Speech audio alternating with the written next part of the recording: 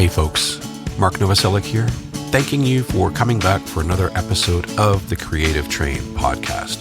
Today we're going to talk about something that could possibly be a little bit controversial, and that is, what is creativity? What motivates you to create? Why do you create? And how would you approach creativity as a learning journey? There's lots of people doing lots of artistic things, and sometimes we seek to emulate because we're inspired.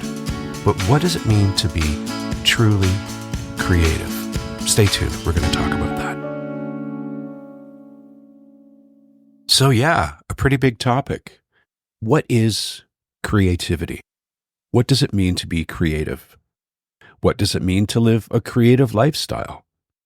A lot of these things can be kind of controversial, I suppose, because really, unless you don't do anything, you're creative in some way.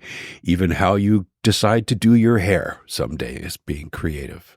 But when we're talking about artistic creativity, though, creative disciplines, and a lot of people begin a creative journey by looking for inspiration outside of themselves, meaning they saw something they liked, or they saw somebody creating something that they would also like to be able to do.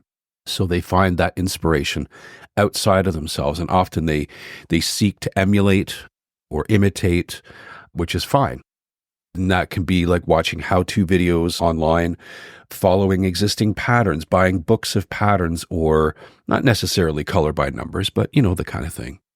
Or, they may be a little bit more seasoned in that discipline, and they might start to look into the history of their chosen discipline. And they're all great starting points. Understanding the genesis or seed principles that allowed creative inspiration to take form as art is essential.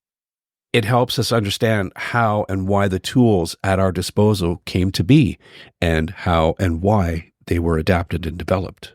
As a guitar player and musician, I've researched on how almost every culture has a stringed instrument.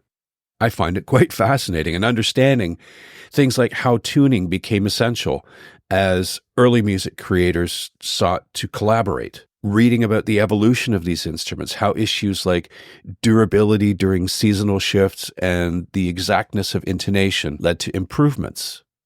That can be enlightening.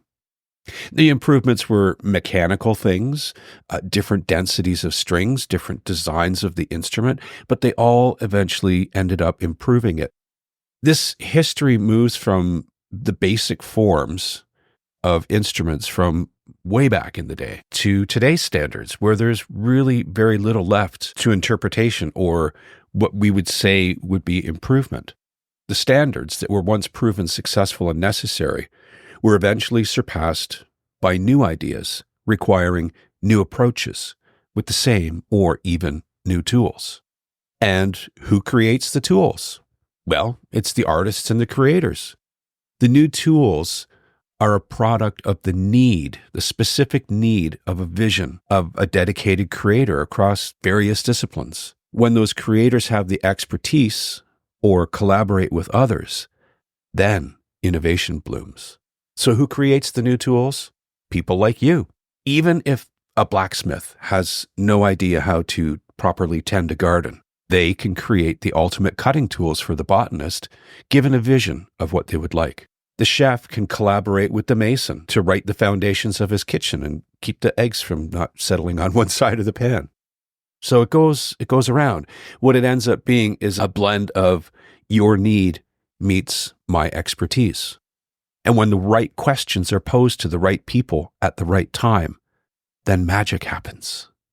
So creativity is innovation, originality, flexibility, problem-solving, curiosity, risk-taking, all combined into a singular yet multifaceted approach.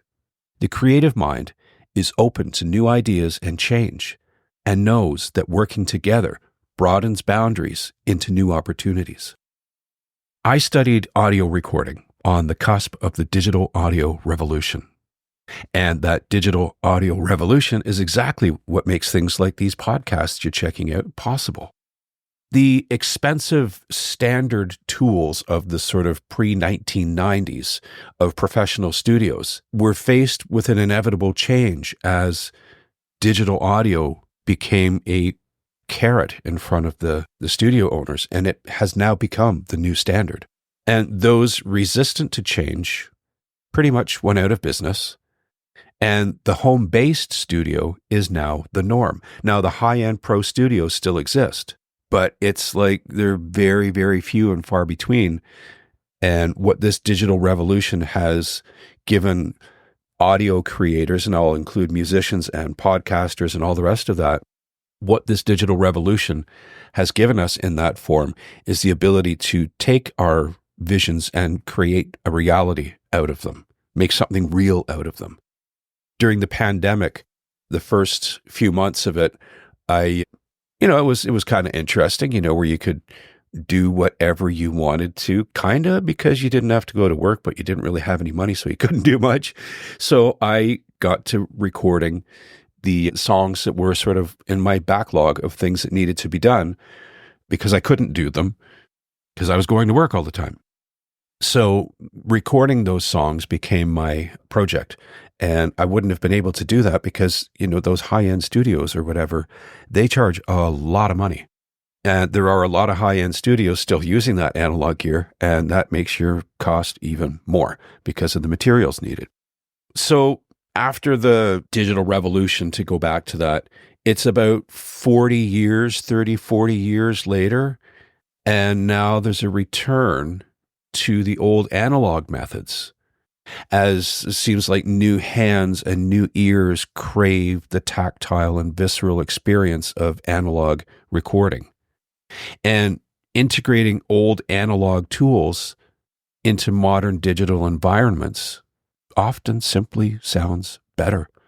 So we went from one extreme of fully analog to people going fully digital, and now they're going back to integrate the two, the best of both worlds. And the new analog gear now is amazing. So as we embark on this creative journey together, I'd like to leave you with a little daily meditation that you could do before you go to create anything. One of the things you should do is ask yourself, why am I doing this? That's a pretty silly question, right? You're doing it because it's fun, right? Well, if your goals are centered around seeking praise or being competitive with somebody else who you think you can do better at that art form than, or maybe you just want to alleviate some boredom, then this creative train journey is probably not for you. But if you feel a need to create and you have a desire for creative output, to play like a child or to uncover new destinations and motivations in your creative journey, then you are definitely in the right place. So hop aboard the creative train. We're heading out right now. Thank you for listening all the way to the end of the Creative Train podcast episode number 3.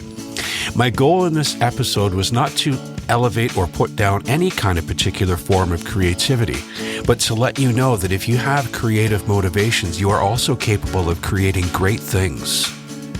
You have to just look outside of yourself. You have to look inside of yourself, and you have to do it every day.